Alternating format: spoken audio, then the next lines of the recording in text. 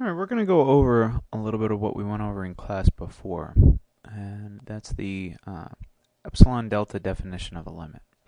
What we had discussed was that to know the limit of a function is a certain point, is to be able to draw a box of arbitrary or any height centered around that point. And when I say centered, I mean that the half height going up has to match the half height going down. And for this box that we draw, within it, you should be able to name any value of the function for any x that's within the width of the box. So for example, in this box that's shown, I wouldn't be expected to name any value of the function outside of its width.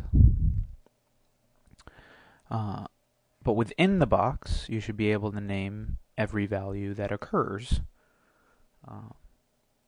So this should be done using only the information that's provided within that box, and nothing from outside of the box. The width of the box is chosen such that that's possible. So if I chose this arbitrary function, and I was trying to find the limit right there, at that point, and that point would be c comma L in this picture, right? Then I would, and let's say that I drew my box for this particular height here, with this particular width, and if I zoomed in on this, so this is this box blown up, I'd be able to name some of the values of f of x within that box, but I might not be able to name all of them. So for example, I could find this particular point, and that's equal to f of x1, and I could find the value of the function at x2 here, which is equal to f of x2. I would just do that graphically. But if I wanted to find the value of the function at, let's say, x2, that's not within the picture, right? We'd be able to say, oh, well, you know, that's right here above your current picture. But to satisfy the definition of a limit, you have to only use the information that's provided inside the picture, or inside the box that you choose. So we could still draw a correct box, it's just not the one that's shown here. The correct box, which we have drawn down here, would be one where the width of the box has all of the values of the function defined within it. Right? So let's say we name some height, some arbitrary height, and this could be anything, but let's just pretend for right now it's this one. I thin out the box until every value of the function is contained within that height. So if I blow up on this picture, right, where this corner is the bottom left and this corner is the upper right, I see that all of the values of the particular function fall within the box. And the box is, if it's centered at the point c comma L, then the lower y value, or the y minimum value, would be L minus my half height, and L plus my half height. It would be the upper end of the box. If we were thinking about that in an absolute value notation like we covered in the previous video, then that could be written as, I have it written right here, f of x, whatever the value of the function is, minus my limit is less than my half height. And then the width of the box can be expressed as any value that occurs between c minus w and c plus w, where w is our half width, and that could be written like this. The reason that we have the greater than 0 symbol, greater than 0 for this absolute value quantity, is that x doesn't have to necessarily be equal. The function doesn't have to necessarily be defined at the limit point itself. It just has to be defined for all the values that are around the limit point. So as our arbitrary heights get increasingly smaller, our boxes will close in on the limit point. And as the box gets smaller and smaller and smaller, and each time we're able to draw and define values that are around our limit point, right? So for example, if my height instead of this inner picture was instead this inner picture, then I'd have to adjust the width down so that all the values of the function were defined within the smaller box. And then I would do that again, and I'd do that again. We start to close in on the limit point. And if we can close in on that limit point for an arbitrarily small box, then the limit is defined. The formal definition of this is let f be a function defined on an open interval containing c, except possibly at c itself, and let L be a real number. The statement, the limit as x goes to c of f of x equal to L, means that for each, and when we say for each, it can also mean for all or arbitrary or any, epsilon, which represents that half height that we were talking about, where we had it expressed as h in our previous picture.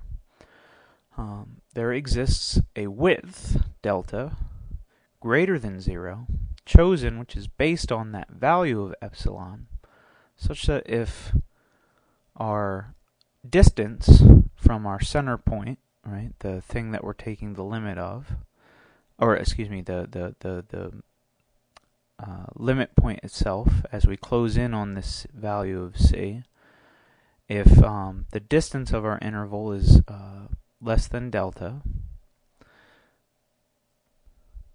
it will imply that our function itself will remain a value of epsilon within the value of the limit itself.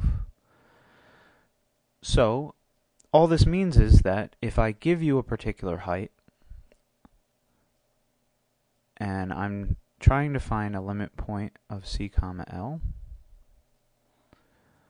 I want to guarantee that all of the values of my function remain within a distance of epsilon from L, so L minus epsilon, L plus epsilon, and I have to choose a value of delta such that that's guaranteed to occur. So this left bound would be c minus delta, and this right bound would be c plus delta. So let's take a look at an example of this. This is number 35 in the book. So if my f of x was equal to x plus 1, they say find a delta, choose 1, such that if 0 is less than the absolute value of x minus 2 is less than delta, so we're looking for a particular half width away from a center point of 2, then the value of our function f of x, which is x plus 1, will never be more than 0.4, either up or down, away from 3. And they give you a little picture here, right? And the picture is our limit point of 2 comma 3. This isn't the interval, this is the coordinate pair for that point. And they give you another little picture of 3.4 being above it and 2.0 being below it.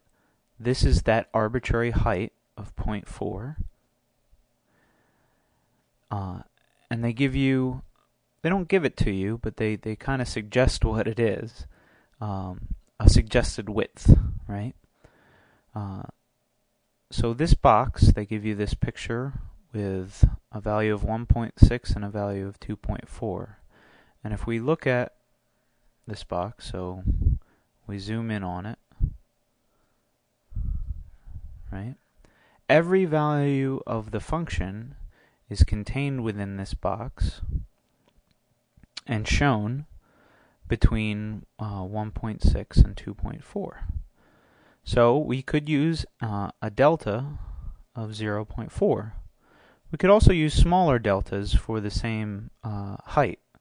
We could use, instead of 0.4, we could use 0.2, right? This would also work. But any value greater than this, right? So if we tried to push the width out a little bit, we would have a picture with empty space, and I would say, all right, well, what's the value of the function for this x point here? Maybe I'll call it x sub 1. Or what's the value of the function here, using x plus x sub 2? And I wouldn't be able to name what they are because I don't know what they are within this picture, right? So there are values of our function f of x sub 2 and f of x sub 1 that are outside of the height that were allotted. So we would have to adjust our width down of our box to be at least less than 0.4. And in the next video, we'll look at some more complicated examples.